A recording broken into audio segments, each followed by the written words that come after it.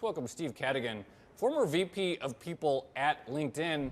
Steve, you have a new book out, Workquake, on the future of work. Is this a real phenomenon? There's anecdotal talk these days about, oh, people want a new lifestyle. They're going to quit and they're going to use this moment to find something different, work-life balance, pursue their dreams, etc. I can never tell, though, how anecdotal it is versus how real it is. Is this a real thing that's going to change people fundamentally taking this moment and doing something different with their lives?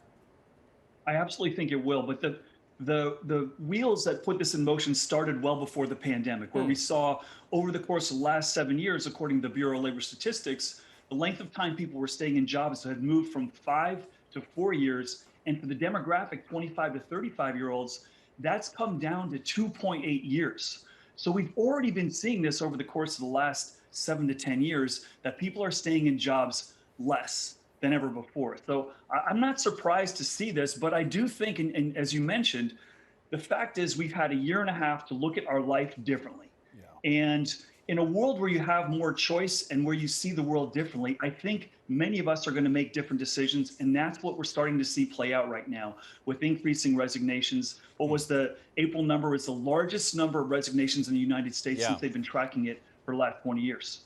Yeah, and I'm glad you bring that up, because for a lot of years we've been talking about sort of stagnant wage growth, and a lot of people sort of throw out these statistics from decades past, and they say one of the reasons why you had better wage growth in previous generations was primarily because of the mobility of workers was just a lot more efficient than what it is today. Do you think that the companies themselves are going to respond in a way to this mobility that will actually lead to more sustainable wage growth? I think it's going to take some time, honestly, because, I mean, listen, this pandemic kind of came out of nowhere. We were all forced to learn how to lead people remotely. That's not a major in any business school that I know of, like how to lead people remotely at scale. And we're learning as we go here. And so I think we're going to learn over time. But listen, I've been recruiting in Silicon Valley for the last 30 years, and it has been an absolute battle for talent. We've been trying to find software engineers like crazy, and that battle has now moved into industries and verticals, hospitality, retail, restaurants, that have never faced this before. And I think their first knee jerk is going to be, oh, we need to do a signing bonus, or we need to do some kind of perk. And I think they're going to soon realize that the long-term victory here is about creating a culture and creating an environment where people can do their best work. But we're still going through, I think, sort of a bit of a churn now, where we're not sure what's going to happen, but people are making different decisions around where they want to be. I was just in Hawaii last week. Every restaurant worker I met was new.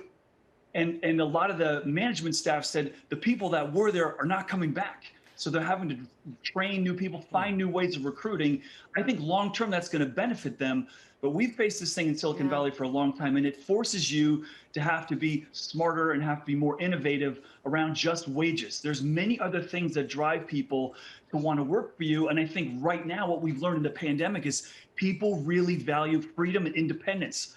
I want to be able to go shopping for groceries on Tuesday morning instead of waiting Sunday afternoon in the long lines at the grocery store. People are not wanting to give that up, and they've had a taste of what that's like right now. So I think it's going to sustain some change over time, but I don't think we're going to see anything immediate in terms of new companies and new approaches until they learn and experiment and try to find new ways of doing it. I like that you went from because it feels that sometimes this whole YOLO effect is kind of an inequality discussion as well, because if you're in Silicon Valley, you're being paid the big bucks, you probably are allowed, and you're in demand, you're able to have this sort of flexibility. But if you're more in a lower income job, you have less of that freedom to negotiate. But are you starting to see that? You say restaurant workers are all new. There's this theory that people aren't going back to work until perhaps some of the government protections and payments that you've been getting, the benefits, run out. Will the labor force still have that strength, that empowerment, when this support runs out?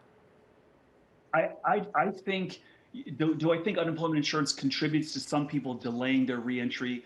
I do in part, but I don't think that's the bigger picture. I think the bigger picture is people have had time to sit at home. Many of those industries that you just mentioned, those people were laid off. And they're thinking, that's a vulnerable sector for me to continue my career. Maybe I should take advantage of a lot of this free education, a lot of the new online education opportunities that are being offered around the world, and upskill myself, better myself. That's why you see organizations, you mentioned it right at the start here, Chipotle. Chipotle is fascinating because they're in a highly competitive marketplace for talent. They're not a career destination.